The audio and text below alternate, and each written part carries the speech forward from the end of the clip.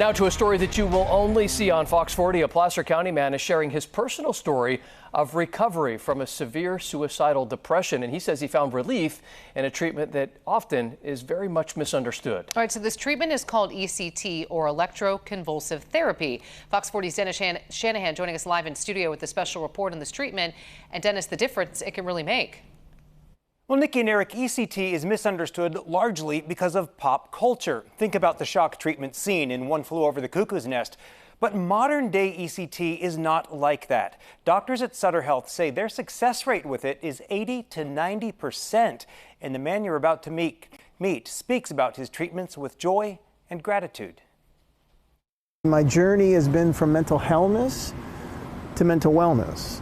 David Bartley doesn't shy away from talking about his darkest days, including the one in 2011 when he was standing on the Forest Hill Bridge planning to end his life. By that point, I was 48 years old. I had been living with crippling depression that was behind a forced smile and a distracting joke. A sheriff's deputy approached David on the bridge that day and saved his life with compassionate words. He looked at me and he said, "What can I do to help you feel supported right now?"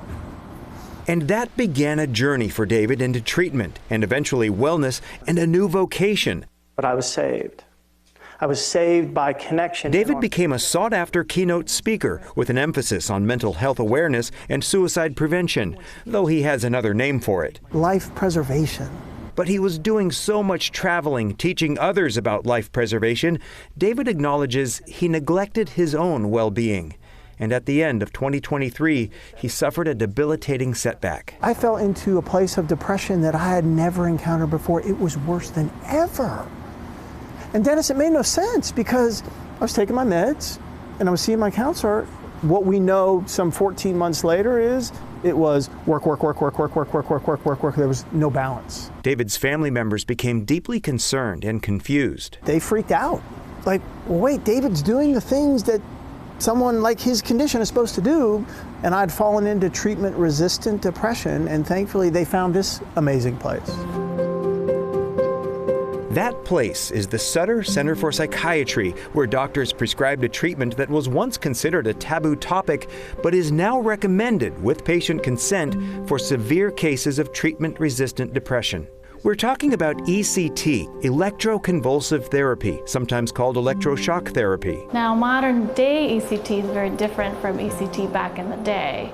So nowadays, ECT is under brief general anesthesia. It's very comfortable. You fall asleep, then you wake up. Dr. Ksenia Voronina administered David's treatments.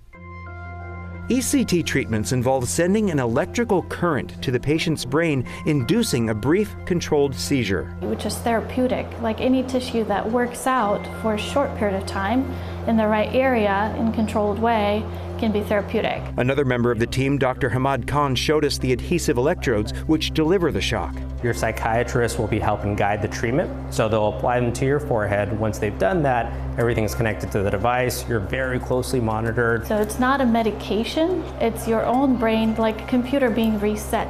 Science hasn't fully figured out why the treatment works. But we know it does. ECT is often considered a last resort for severe treatment-resistant depression, partly because there are risks. The patient may experience some memory loss, though modern-day ECT is designed to minimize that risk. If 100% represents how much memory you have, I probably have 99.5. For David, the risk was worth the reward. He vividly recalls the first milestone last year after a series of ECT treatments. First week in April, my beloved and I were making our bed, and all of a sudden she stopped, and she said, "You're back." And I'm like, "Really?" She says, "Yeah, you're back." He's back to public speaking, helping others realize their value, back to loving life. So I would say to my brother or sister who's suffering, what can I do to help you feel supported right now? And a lot of times it's just let me tell my story. And all we need to do is listen. And that's something else he says his care team at the center did. They listened and built a relationship with David. Seeing him now, brings tears to their eyes. It's a lot about, how do we get you out of the acute crisis? Then how do we work together to make sure we've got this team, this infrastructure around you to help you stay better? So you get to really see the person in a new light. It's very inspiring, and we are so happy to have people like David to tell the story, because it's so powerful. Dr. Ozra Noberi is the center's chief medical officer. I just hope that people understand that there are people out there that they dedicate their lives to be able to acquire the knowledge and bring all the resources together to be able to provide that care for them. Before our conversation ended, David described another very recent milestone moment he shared with his wife. And I remember she said, is there ever going to be a time, if things get bad, that I don't have to worry?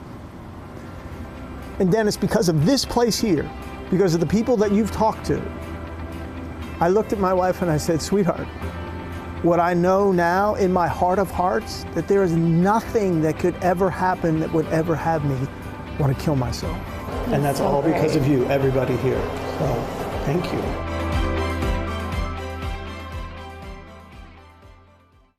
David wants to make sure everyone struggling with suicidal depression knows that hope and help are within reach. Maybe you don't need ECT treatments, but you need a compassionate person to speak with.